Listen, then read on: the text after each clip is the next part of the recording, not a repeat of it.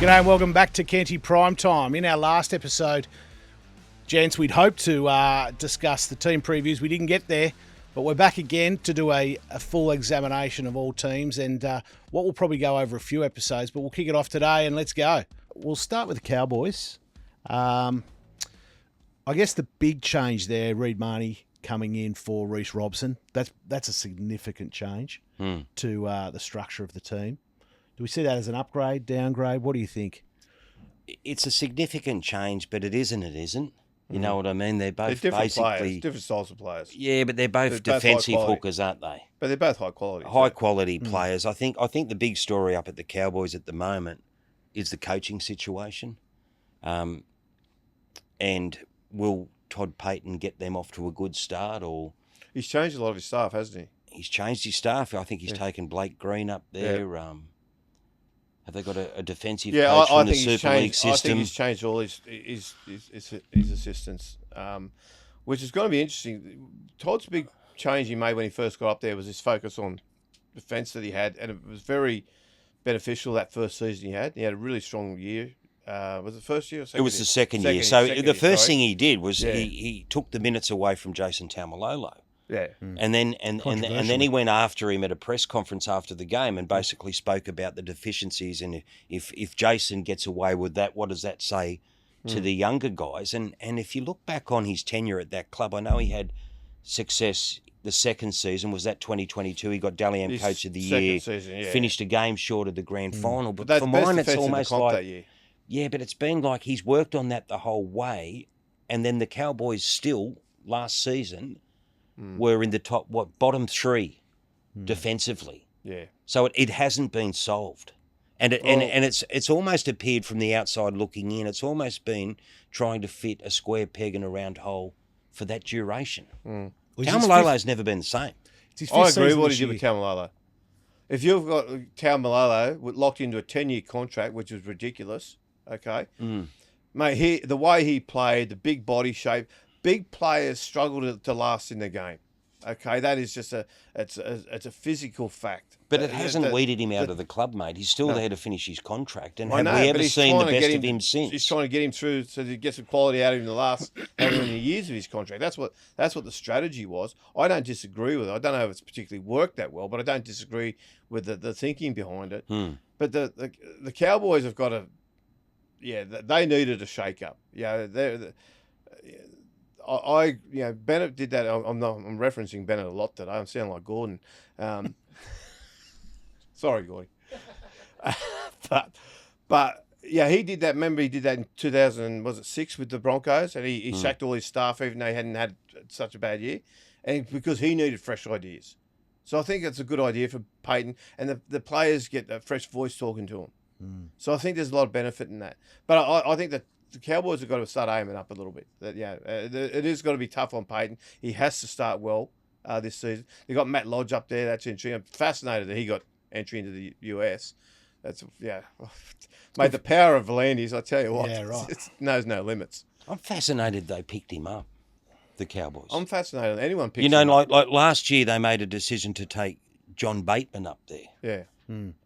Has that been a success? If it has, I've missed it.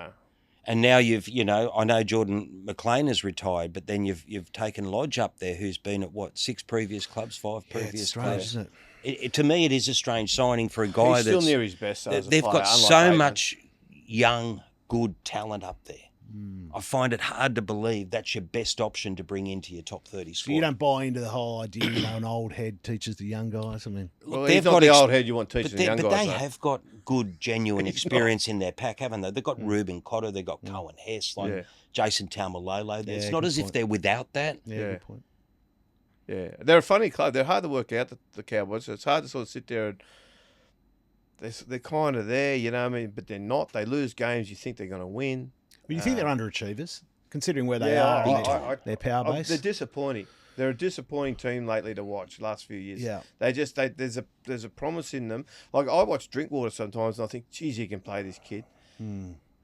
But there's just not enough around him to sort of help him out. Well, he can play, and Dearden can play. I think, again, it goes back to their defence, and Drinkwater's a good example of that. Like, with the ball in his hands, he's up in the top 3-5 fullbacks in the game, but defensively, bit of a problem. Yeah. Well, they've got. I'll just go through. I've got it here. Their games. They've got Matt Lodge, Sonny Luke, Reid Marnie, James Walsh from the Dolphins, and they've lost Reece Robson, Jordan McLean's retired, Tom Duffy's gone to the Broncos, Sammy Valeri's gone to Castleford, so they won't miss him. A couple other players they've lost as well, but. So what do we think of their spine? Do we think their spine's good? We don't want to talk about spines too much, but they've got a new 9-7 set with Din. 6. They're talking about Purdue maybe, or potentially Purdue, or he can play centre too. And Clifford's another guy that, when I see him play for the Cowboys, I think, why doesn't he get a regular go? He ticks all the boxes, that bloke, and the team seems to play better. But there's something about Clifford that they're just never sold on. Where does Drinkwater rate, do you think, amongst the game's elite? He's the next level down, I think. With the ball in the hand, he's pretty damn good. Yeah. He's a good footballer, but defensively, that's what he has to grow at. Yeah. There was whispers last year that he was going to be moved on. Obviously, that was I think rubbish. it's madness. I wouldn't be moving on if I was the Cowboys. No, look, I don't know. I don't see the Cowboys making the 8 though. Yeah, I think they're a side. They're going to sit sort of 13th, 14th to me. And so, if they do that, is that the end for Payne? It's going to be tough for him. Look, I think he's a really good coach. I hope he gets something out of his assistants this year, and they can sort of find like a fresh energy. I think Payton knows what he's doing. He should have been the West Tigers coach. They should have got him in there years ago. But sometimes some coaches work at some clubs and sometimes they don't work at others. And that's what I'm saying about him. I think at the West Tigers he probably would have been a very good coach. But I'm just not sure that environment has brought the best out of him, whereas it did in the Warriors. Yeah. So on Saturday night they play the Knights, who have had an incredible turnover of players and new playmakers coming in, led by Dylan Brown, obviously Sandon Smith. They'll probably play 6-7. Let's talk about Justin Holbrook, who's obviously come in this year. Happy with that? Obviously, he's a great coach, or has he's a very great good pedigree. coach, mate. I'm surprised that the Titans sacked him. I don't think they should have. I thought he was a good coach for where that club was. I think he was doing all he could do because they needed to do like a bit of a rebuild, and he was into the job of doing that when he got let go. I don't know why that happened, but I think he's very good for Newcastle too. I think he understands footy. He understands this whole of club sort of approach. One thing that the Knights have been very poor at for a decade or more is hanging on to their good young kids. It used to be. We all talk now about Penrith Nursery. That same conversation was had, but it was Newcastle in place of Penrith. Everyone used to talk about all these good, talented, tough kids that come out of Newcastle. And the Knights, for whatever crazy reason, just started letting them go.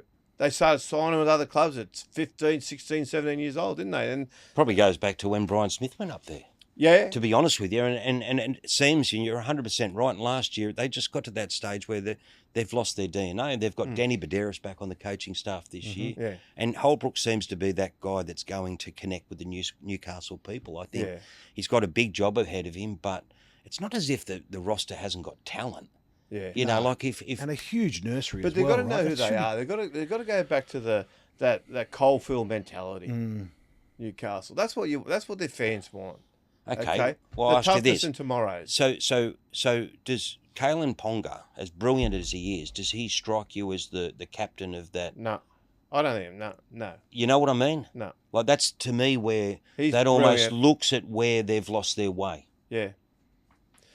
Their skippers of the past were the Sam Stewarts, the Paul Harrigans, Tony Butterfield, the Johns boys. They were through and through Newcastle people. Most of these people, or they became that.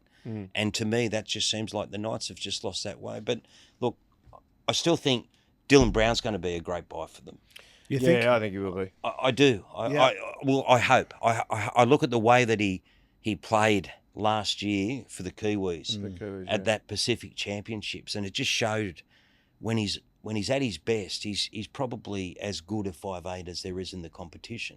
So he's just got to find that consistency, and maybe the pressure of having that salary beside his name might bring the best out of him. It also alleviates a bit of the pressure on Ponga. I'll tell you what else is going to help him. Mate, if you're a playmaker like Dylan Brown, there would be nothing better than getting the ball, looking out, and you've got Kalen Ponga there ready to catch it. Like the pair of them together, I really think that they have, as a duo, got the potential to be anything. Like just as a strictly in how they attack, all the rest of it, they're going to be very, very.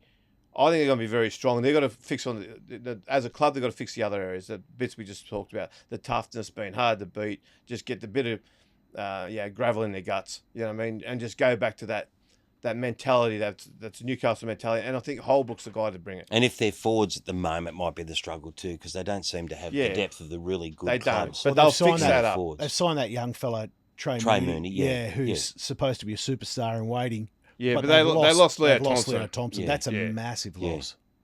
Well, it's not one you want to lose. And look, you go through their losses.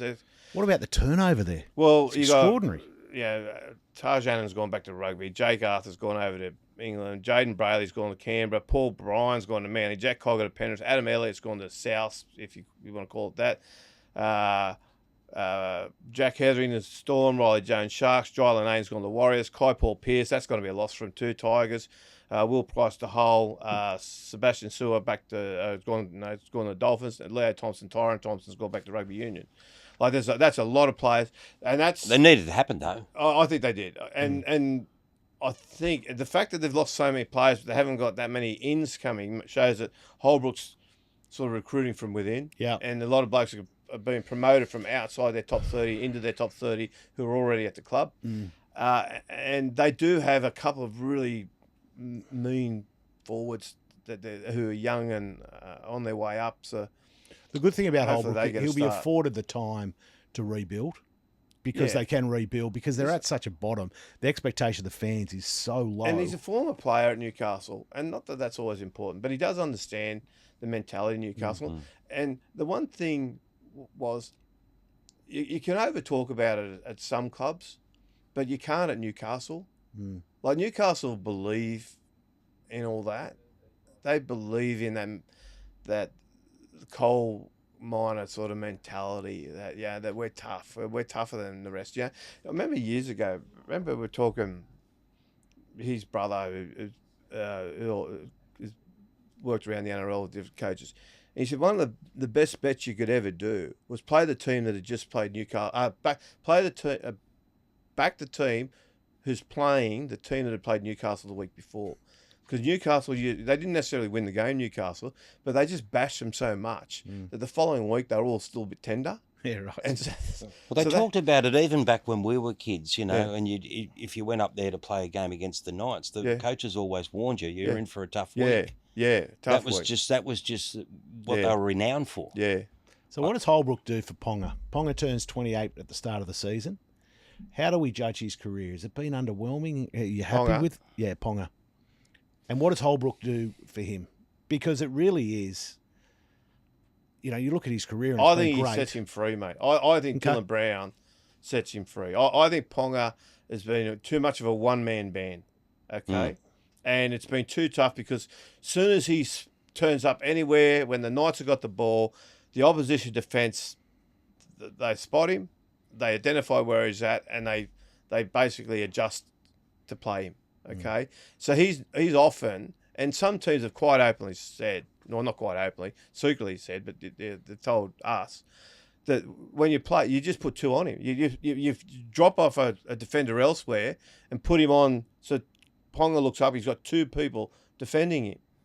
But if you've got Brown being mischievous with the ball and Higgins allowed to go and do what he can do, then suddenly that's got to give Ponga that little bit of space to do some stuff that I think he'll be much better the way he's going. They need to settle on the halfback too. That's the other one. When you say about the trials this week, there's not much to see. Well, Sandon Smith is playing and Fletcher Sharp is playing, and they're both trialling in the halves, and it'll be interesting to see which way he goes with that too. And I love that Holbrook's done that too. Yeah. Put them both up. All right, boys, you both get a shot.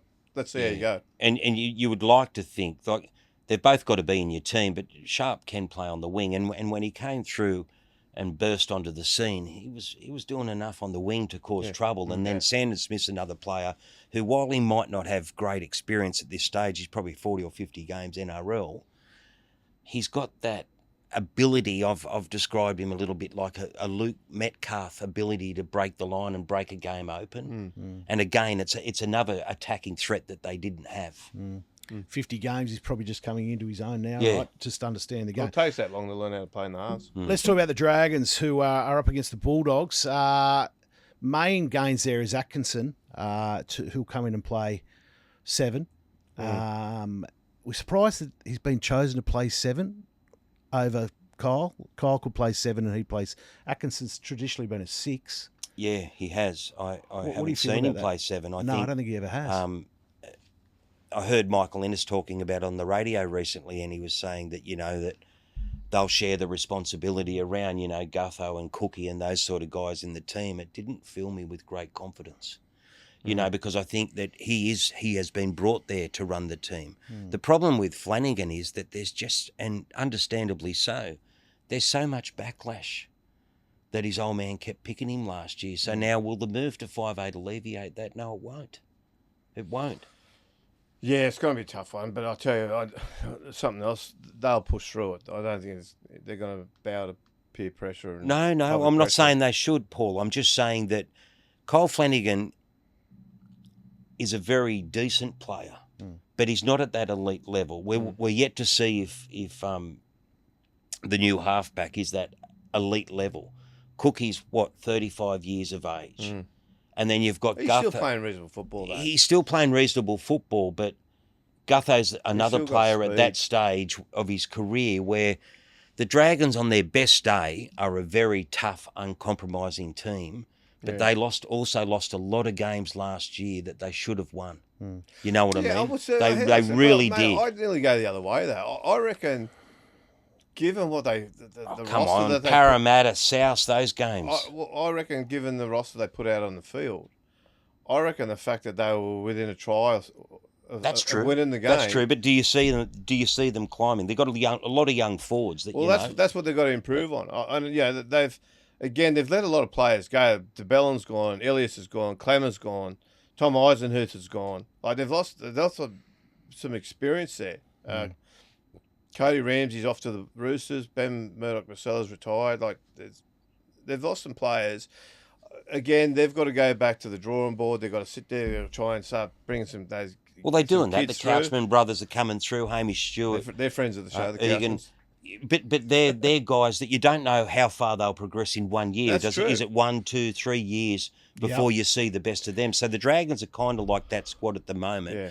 But it's interesting because those young players can't generally play 24 games a year. They get injured, right? Yeah. They get injured during the season. Oh, it's not two of them did ACLs last year. Generally, their injury, their energy. When you're a young kid, the things young players have struggled with coming into the NRL, they'll come in 2, 3, 4 weeks. Sometimes they come in, they set the world on fire in first or second game. But after a while, the toll of having to get up again for the next week and the toughness of how hard the game is, and by week 6 and week 7, to try and get your energy up when you're not used to it, you're a lot more up and down in the lower grades. NRL's much more consistent in the output every week. That's where a lot of smart coaches will see the edges just coming off, and they'll go, mate, I'll put you back to reserve grade just for a week, freshen you up a bit, and then. But if you're losing, you can't afford to do that. Well, that's where it gets tough. And see, the other thing is, like King Tongia, he's got a bit of football in him. He has. You know what I mean? I like him.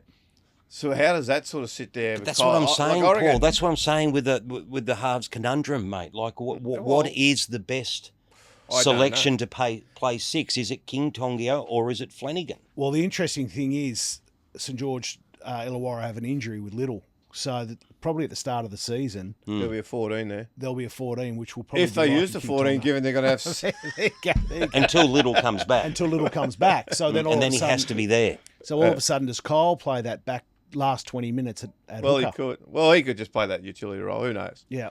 Who knows? Where do you see him finishing? I see him sitting around sort of. look, I don't know why. I don't know why, but I see them.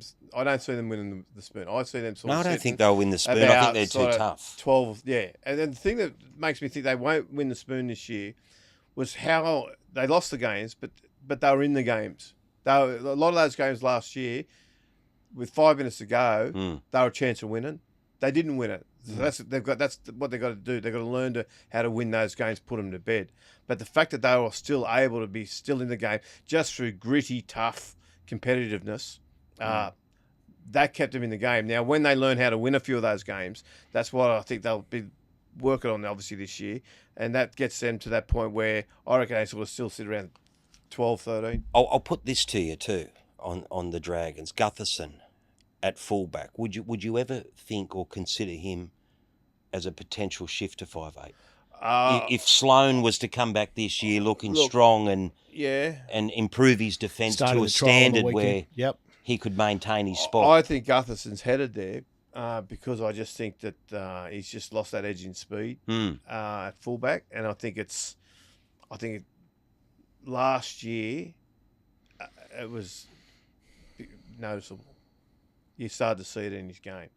Sloan, look, I've ridden Sloan hard a little bit because, I have this attitude. There's no point scoring 2 tries a game if you're letting in 3. For sure, mate. And that's my concern with him. I think that's been expressed to him, and I think that by many people. By many people. He's at that age now, though. Like, I think he's 23 now, so it's now. Problem with Sloan. Now or never. Problem with Sloan in that area is that too often when tries are scored against the Dragons, he'd either missed the tackle or he got there just like a pass too late.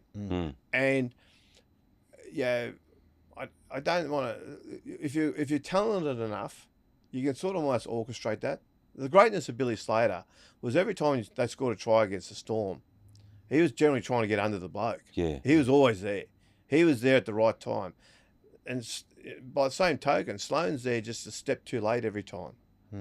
Sloan does look a lot bigger this year. I saw him. He's got to be tougher, mate. Yeah, that's all. He's got to, and not that he's scored not 17 tough. tries last year. Yeah, I know Sloan. that. I know, but it's like Paul said, mate. Score two in. 20. Yeah. That's another thing, though. When you're looking at these trials and all the big names missing, it's him playing fullback is something I really want to see, and not necessarily what we know what he can do with the ball in hand. Yeah, but what he shows in defence. Yeah.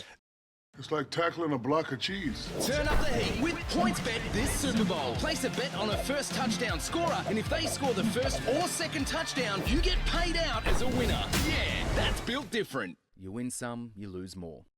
Okay, the other team playing this weekend is the Bulldogs, and they've got, from a fan's perspective and from the Bulldog fans' perspective, I think they've got an incredible expectation to go one further this year and make the grand final and challenge for the premiership.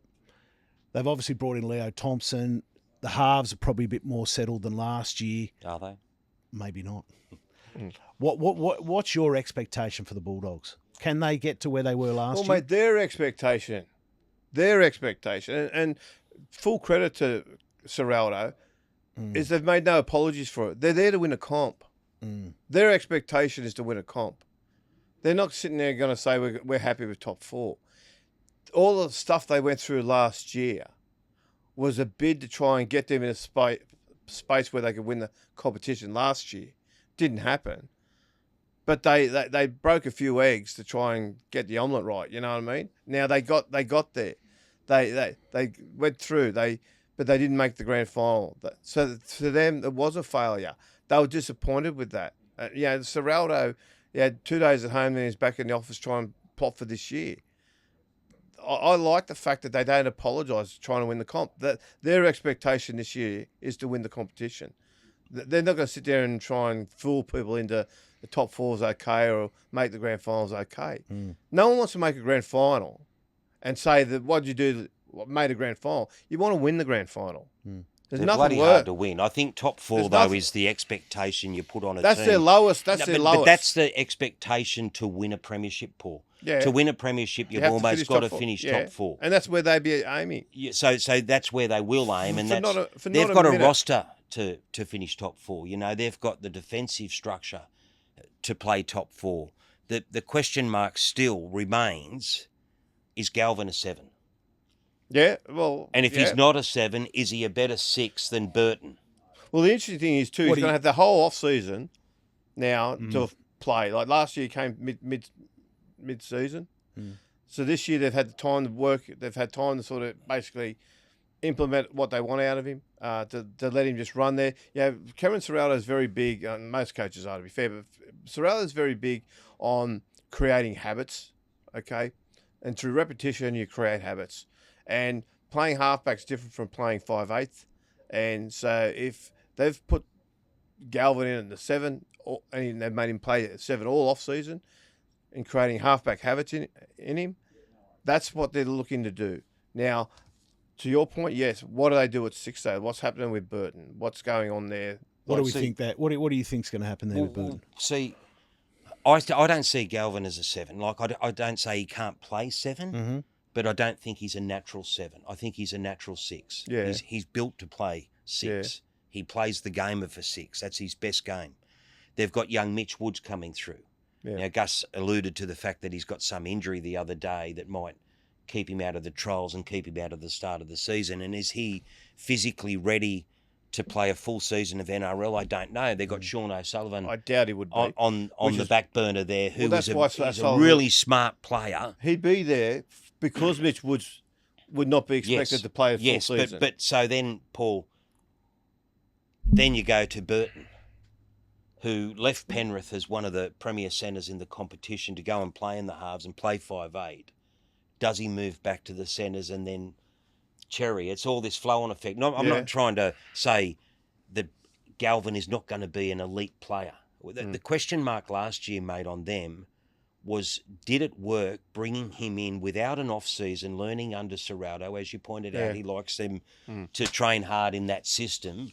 Did it work bringing him in mid-season to play a position he wasn't familiar with and unrest what was already going pretty good? And I know I'm not saying the Bulldogs could have won the competition with Toby Sexton, but did it make him a better football team last year? I'm not so sure. And will it now? Does that now make Galvin a 7 going forward? I don't think so. That's what I reckon. Yeah, well, the proof's going to be in the pudding. That's where it's going to sit for the Bulldogs, isn't it? And look, I'm not going to pretend I know the answer to that. I don't know how that's going to turn out. Injuries will come into. Injuries. I mean, look, injuries will make it easier to pick the team in some respects. But they still can beat anyone. Like Crichton at his best is the best. Yeah. I just think they're a side that they're ready to go, mate. And I think they adjust well. I think there's a maturity in their approach to it. I think the fact that how they handled Galvin last year, the Burton situation is going to be interesting because Burton's a bit like, I think, like Reid Marnie. He was brought to the club, and part of the reason he was brought to the club was to instigate cultural change, not only improve the playing talent, but to bring in good behaviours, good habits, all that sort of stuff around the club. He was brought in to do that. Reid Marnie was brought in to do that. Reid Marnie spoke about how he was brought there to give them that sort of that mongrel edge that he brought, where he chatted away and antagonised the opposition, all the rest of it, and he achieved that. And then when he was no longer necessary, he was moved on. Is that going to happen to Burton? Yeah, I don't think so. Like he is. He's got another 2 years left. He is. Well, I don't think that matters. But that's the issue with Matt Burton if he doesn't play 5'8" is that he's probably overpriced as a centre. Well, but how do you play him centre if you've got Cherry, Crichton and Cherry there? What about fullback? Well, are you playing fullback? Well, no, you wouldn't play him fullback. I think you'd probably look at putting Crichton at fullback, wouldn't you? Potentially. I think you make Crichton be sensational fullback. I like this Cade Dykes coming across from Cronulla. I saw him a lot many years ago before he got injured. He's a big option for him at fullback if he's, Let's talk about a couple of the last two teams we'll talk about was... Well, just quickly on that, the last thing, Leo Thompson's going to be a big asset too. Because last year, right at the end of the year, a lot of teams said, you know what, Canterbury, just go through the middle. They're not big enough. Because size-wise, they struggled a little bit, and it took a toll on them. Yeah. Leo Thompson will arrest a little bit of that. So that was the one pick, wasn't it? That was where it became a bit of chat around the game. Go through the middle because they're smallish in the forwards, and you can wear them down. Leo Thompson will shorten a few up, I think. Let's talk about Parramatta because they've been in the news and they will continue to be in the news with Zach Lomax over the next week. But they've made some big signings, or one big signing is Pezzett, who's an enormous signing coming in for Dylan Brown. And then the other one is Jack DeBellin, not at that same level, but I think he'll have a big year, Jack DeBellin, playing that 13. Jonah Pezzett, were you surprised by that manoeuvring by the clubs? No, I think it's brilliant. I really do. After losing Dylan Brown, and Pezzett comes for one season and one season only. But part of the problem with Parramatta is that they just can't win when Mitch Moses isn't there. And so if Moses plays consistent football this year, I would not be shocked at all if Parramatta play finals. Yep. But even if he gets injured or around Origin time, you've now got a guy who can not only team up with him at their best, but can also, he's a genuine 7 to carry him through the weeks when Moses is not there. I really think Parramatta showed great improvement last year under Jason Riles. I love the footy that they were playing. And it wouldn't shock me at all if they're fighting for a final spot this year. I think they're right in the fight for a final spot. I think it was a really mature thing the Parramatta did. I know that, I'm different from my mate here in respect to the chopping and changing of players and all the rest of it. I don't mind the fact that he's gone there for 1 year and then he's going on to another year. Yeah. No, I like it too, Paul. Yeah, but we're talking about players saying that one team 1 year players clubs. and all that sort of stuff. You know what I mean? I like the fact that that the Parramatta have said, we can have him for a year. Are we going to be better with him there for a year or not? Yes, we are. So let's do it. Yep. And I think it's a really I don't mind mature players decision. changing, mate. I just like the value of a contract. Yeah. Very good. Yeah. But and they've lost a lot of players too. But Parramatta, they've got rid of. I don't want to use. I don't You're going want to say Deadwood. I was going. Oh no, you're going to say Deadwood. I was going to say it, but I'm not. But they've lost some players who probably were no longer providing value. Well, they're not in Riles. Brian Kelly too. They're not in. They got Brian Kelly. Yeah. The big signs are DeBellin, Brian Kelly, and Pezzett. Right. Good signings. I was speaking to somebody who played with Mitch Moses, a player who's played representative level. He was saying the skill level of Mitchell Moses compared to other halves and 5/8 he's played with is exceptional. Yeah. And it showed last year, right? But, at training for balls down here, he'll pick it up. Yeah. You know what I mean? He's just on a different level. And it showed last year when Mitchell Moses comes back. So if Mitchell Moses is fit, do they make the 8? Yeah, I think they do. Yeah, I think they do too. Yeah. And I'm really impressed with what Riles has done. The way he's run the club, and that's why, with the whole Lomax situation, mate, I thought his approach to the whole thing was really mature. Mate, you don't want to be here, go. But we're not going to let you go, and if it doesn't work out where you're going, they knew he was going to run 360, even if you hadn't articulated that. But we're not going to come back unless we say so. Why? I've heard some people say this, right? I'm loath to get into this, but I just can't help myself. People go, oh, mate, just back yourself. Let him go to Melbourne. Just back yourself. You're going to beat him when he's at Melbourne. Fuck off. Like, seriously. It's professional sport. Why would you give an opposition team a free leg up? Particularly in this situation. State of Origin player too. He's a great player. You don't let him just walk into the team that just got beaten in the grand final with no consequence. With no consequence. Like, come on. Like, picked for Australia. This is just ridiculous. It's crazy, mate. Like, good on Parramatta for standing their ground. And Parramatta, I don't think, have been too harsh in that. Okay, they've got a great side in the early stages. Parramatta, not a great side. They've got a side that's on the up. Okay, they're looking to do things better. I think Riles, since he's been there, the way he weathered what happened at the beginning of last season with Gutho. No, with the criticism when they weren't winning games. They got lapped by Melbourne. Handled it well. Yep, they got lapped by Melbourne. You could see in all their early games last year that defensively, some players were defending the Riles way and some players were defending the former Parramatta way. Okay? So you're getting some players going that, and that's where the gaps were opening up like that. everywhere in Parramatta's defence last year early on, because there was confusion as they transitioned from one defensive system to another, and players weren't always on the same page, and they were getting lapped by a few teams. But Riles stuck to it, and he believed in it, and he didn't panic and say, okay, well, let's just go back to what you know, and that'll just reduce our losses. We won't get beat by as much.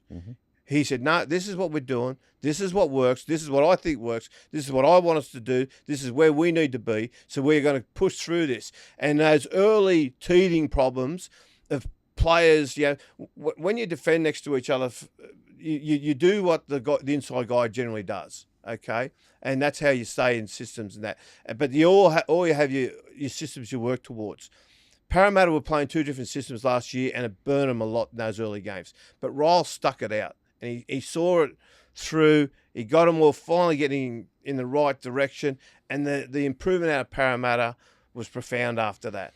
His temperament rubbed off on the team too. Yeah, there's no fuss. There's no fuss. He didn't panic. He didn't stress. Boys, it's going to happen. It's going to happen, but we've got to be better next week. And that attitude, suddenly that just freed the players up. You know what I mean? They weren't stressing. They weren't panicking in defence, thinking, oh, geez, I hope I don't stuff up, because, the coach will have the shits with me after the game. He just let them just keep going through the process. He kept training them during the week, realising there would be mistakes on the weekend, and it all come good. And it did. And, he sat in that box as the next coach available for many, many years. And he's already shown the merit of that. Was he right on the Gutho decision? Moving on, the king of Parramatta. Yes. I think in hindsight he's been proven to be right. I questioned it to start with, and I wondered if it was done the right way, and all the talk at the time that, Gutho could stay around and maybe play a 14, or we could move him into a locks role. I didn't think that was the way to treat your captain, but in hindsight, it proved to be correct. That Isaiah Yongi come through and he's shown that he's a player with immense potential, and you just couldn't hold him back. Because that's the danger you run too. The danger, see that, and that's the modern phenomenon that we also got to be mindful of. If you want to respect your legends and your career players, and say, okay, mate, and the players they've never made money like they're making now. They just want to keep playing and playing and playing, even though their best football is now well and truly behind them. If you've got a kid coming through, you can't just say, well, mate, you stay in reserve grade because this guy wants to play another 3 years. Gutho, in fairness to him, he was one of Saints' best last year. Yeah. Oh, and still had football ahead of him, and was coming off a season, I think, where he was injured. Injured, a couple of different injuries back in that. It wasn't a criticism of Gutherson as such. It was just it did move the team in a new direction, I think. And in hindsight, it was the right call. Okay, let's last one. Let's talk about the Storm. Obviously, last year's grand finalists lost a lot of players for next year, but still have those players for this year. They've lost a lot of players this year, mate. They've got Pappenhausen's gone, Grant Anderson's gone to the Broncos, Pez's at Parramatta, and this hasn't been put in their losses, but it is a loss. Eli Katoa. Yeah, he's out. Well, he's not left Melbourne, but he won't be playing this season. Did you say Nelson? Oh, Nelson's gone as well. Yeah, true. Nelson's, and Bronson Garlick's the other one, is also gone. So they have lost some players. There was a lot of talk about Tino going there. He's just re-signed for the Titans. You surprised by that they didn't get him? I thought they'd get him. I think it's a faith from in Jock Manet, to be honest. Yeah, okay. I think it's a real, benefit, a real indication of what he's doing at the Gold Coast. That Tino wanted to stay there. That he saw that they were going to do something. Okay. So do we think they're a bit light on the Storm? Nelson, even though he's off the field every second week, is a big loss, because they did when he wasn't out there, they did that punch through the middle. The other concern for the Storm is that they've now lost back-to-back grand finals. How does that play with the mind, you think? You'd have to imagine it has a significant impact on them. You've got guys there, if you look at their spine, you've got Jerome Hughes, Cameron Munster, Pappenhausen was there, and Harry Grant. And I think out of those guys, Harry hasn't won a premiership. And, they were so close last year too. If Tui Kamika gets that ball down that Reece Walsh knocks out of his hand, they win the grand final. Yeah. So I don't know, and it could, another part of the story is it could be Bellamy's final year in coaching. What I find fascinating, I think you lose one grand final, you can go away, you feel, burned. Motivation wise, you're like, mate, we let it go, and you can get yourself up for another one, and that's what they did. To try and do it 3 years in a row, okay, that's got to take a pretty significant mental effort, I think. The one thing in their favour, Melbourne, is that they are a side that is very consistent from week to week. So that won't be as big a problem, okay, to sort of get up, go again, right? Because that's generally where they operate. They operate in that space. But this is something, I don't know, tell me if I'm wrong here. This is one of my little sort of random theories on things. I look at a lot of the old coaches, right? Warren Ryan won 2 premierships, lost 4. Bob Fulton won 2 premierships, lost 4. Brian Smith lost 4 premierships, didn't win one. And then you look at, say, a Jack Gibson team, right? Or you look at, I would even say the Roosters under Trent Robinson, who are more momentum-based teams.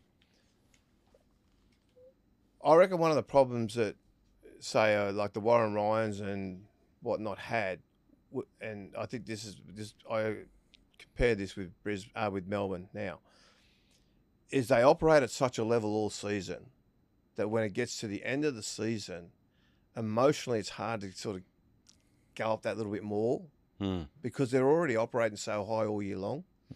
And I look at Brisbane last year. Now, Michael Maguire is also one of those coaches.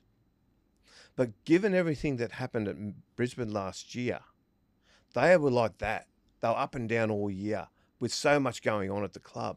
And there was a point there you thought they're just, a small point of the season where you thought they're just making up the numbers in the finals. They can't win it the way they're going. But then what happened is they started to get a bit better. Then they had that big win against Canberra, which just gave them all this energy, right? And they got off the back of that and they'd won the game. And so they went on this upward swing. And I think that got them going in the grand final. And emotionally, they were on a much better place than where Melbourne were. Reece Walsh got him. Yeah, going. they had the best player in the game. Like he was the one individual who went to that next level. Yeah. Coming back from the sin bin against Canberra, he just went boom. But there was a significant change in their energy. Whereas his energy. So we're not saying you're saying we're not seeing that from Harry, and we're not seeing that from Munster and Jerome. No, what I'm saying is they're already operating so high. Like I think sometimes whether I remember I used to talk to Bozo about this. Yeah, given he was one of those coaches, we used to argue about it, right? But he could see the merit of it. That there is they try now a week or two before the finals to rest the players physically. I wonder whether at some point you've got to give them an emotional rest to try and get them away so they can come back and they can surge again. Because we see the energy that Brisbane had last year, and we've seen that in other. You see the Penrith. We saw it with Penrith with what they did. We saw it with what you want to go back to when West Tigers won the comp.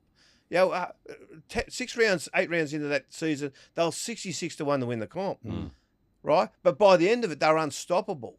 Because they're just that surge of emotional energy was it picks you up. It gets you up off the ground when you're buggered and all that. That's what's got to be, I think, Melbourne's problem this year is that they've got to go, we've got to go back again. Like I don't think it would hurt Melbourne whatsoever if they had a couple of major injuries halfway through the season where players could go away and rest. It's like Nathan Cleary. They do have that, though. I mean, goes away, does a hamstring, comes back, and suddenly he's flying through the finals because he's had that mental break. But they had that. Harry Grant was out. Munster was out. They did have that. Jerome Hughes was out. But I think it's their approach to the game more. Bellamy hinted at this many times last season, and a lot of people probably don't pick up on the fact that even though they were so consistent with their wins, within games they were often very inconsistent. Yeah. And especially some of their better players. Yeah. And so I think that there's an area there that I reckon Bellamy would really be focusing on this year to which try just and goes against everything I've just said. Well, lift that consistency throughout No, you're game, right, yeah. which will make them a lot better footy team. And that's the different approach to it, though. And that's how they'll approach it. Because you're right, there were periods there they were quite poor in some games. And some games you don't know how they end up winning them, given how they played. But Last word on Bellamy. Last word for the day on Bellamy. This could be his last year. Does he go down as the greatest coach of our era? Look, for sure. he's had our era for sure. 3 premiership wins Ever. If you take out the 2 that were stripped, right? He's made the finals. Is it 21 out of 22 years? The one year he did make the finals was the strip. when they weren't allowed to after make the finals. 2003. That was though, wasn't it? So that was his first year. But 21 or 22 years, I think that's the right statistic. Yeah. He's got the highest winning percentage of any coach during that era. Is he the greatest of all time? That's like saying who's the best player of all time, Warren. Like, you can't help but admire Bennett's record of 7 premierships, Jack Gibson 3 and 2 at the Roosters. You know what I mean? Like, there's been some great coaches. And if you go back through the history of the game, blokes that we wouldn't even remember were winning multiple premierships, 50, 60, 70 years ago. So, of his generation, yes. Yeah, well, the old was it Jack Rayner was the old South coach who won multiple premierships. Clive Churchill won multiple premierships at South as coach, I think. So. Balmain in the 30s or 40s. Yeah. You go back. Oh, look, I think, mate, there's no doubt of this generation of the NRL era. He's the best by a mile. By a mile, Better mate. than Bennett. I would, yeah, mate. 100%. 100%. What he's done down there has just been... Yeah, look, there's all sorts of things you can bring into it. He's only ever coached at that club. Bennett's gone to multiple clubs. Yep. Okay, Bennett's won more premierships. Okay, you could argue Bennett could have won more given where he was situated when he was at the Broncos. Well, I'd argue this on that front. Bennett's coached 50 years. Yeah. Bennett had a decade in the Queensland comp, or the old Brisbane comp, before the NRL, or he went to Canberra. Yeah. So he'd won premierships in that. I think that when you look over the course of his career, 50 years. Yeah. 50 years of staying at the goes top. back to 2000. Well, 98 goes back. But, look, I don't know. You want to go the other way? Warren Ryan changed the game. Warren Ryan wrote the modern blueprint for how the game is played today. Every coach that plays today, coaches today, they are basically working on the bones of what Warren Ryan put in place. Just on that, do you think it's weird there hasn't been changes to that structure?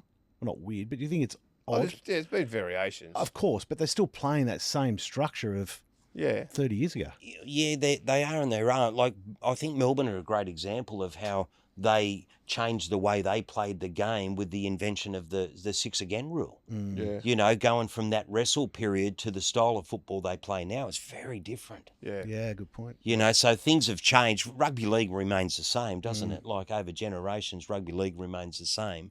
But there's so many differences in the way that they play the game these days. Between big forwards, small forwards, 6 again. Yeah, it's interesting. Well, Crawls, thanks very much for today. That was fantastic. And we'll have to have you on again at some stage. Kenty, thank you. I'll be right, mate. Still got me hair. Yeah, you're still looking good. That's a shave, or is that falling No, out? I shaved. No, it's not falling out yet. I'm expecting it to, but it hasn't happened yet. Very good. We might see you bald, will we? Shave it all off, wax it. I don't know. That could look all right. I might hide under my doona if I go bald. All right, well, very good. Thanks for joining us again, and until next week, see you soon. Bye-bye.